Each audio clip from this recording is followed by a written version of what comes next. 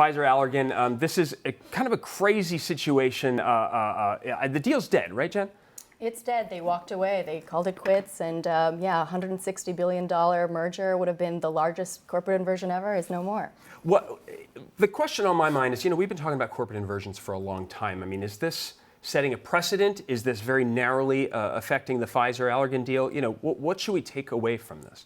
Well, I think it really shows that the government really is determined to stop corporate inversions, but which is needed in order to for tax reform and what we need to do for our country. But the way that they went about it is pretty questionable because it really does seem like it was engineered specifically to block this deal. And the Allergan CEO even said that he didn't think it could block any other deal. In fact, he said, to do it so late in the game, specifically to block this deal, was actually un-American. Un-American, that's right. Crazy. Perhaps unfair. And that's kind of the question. My next one is what's the big battle here, right? Let's go beyond Pfizer and Allergan here. Companies are constantly harping on the American tax system and saying it's, the burden's too high, they're going to run overseas. Where should we go from here? Because tax reform is what they keep saying. Tax reform, tax reform, tax reform. But reform goes both ways. That word doesn't really mean a whole lot, right?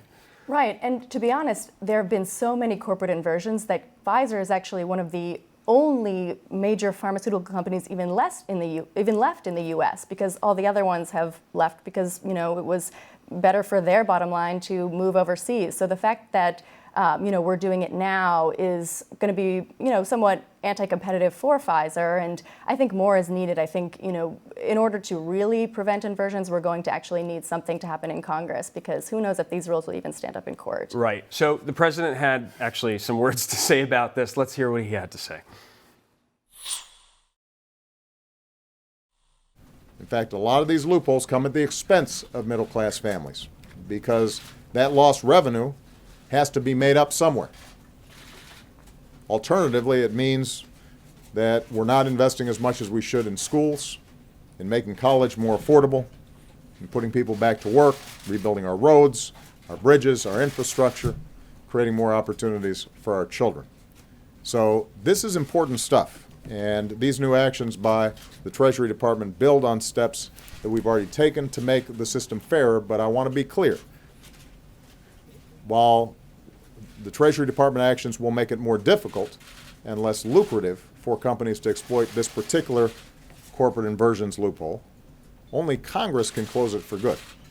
And only Congress can make sure that all the other loopholes that are being taken advantage of are closed.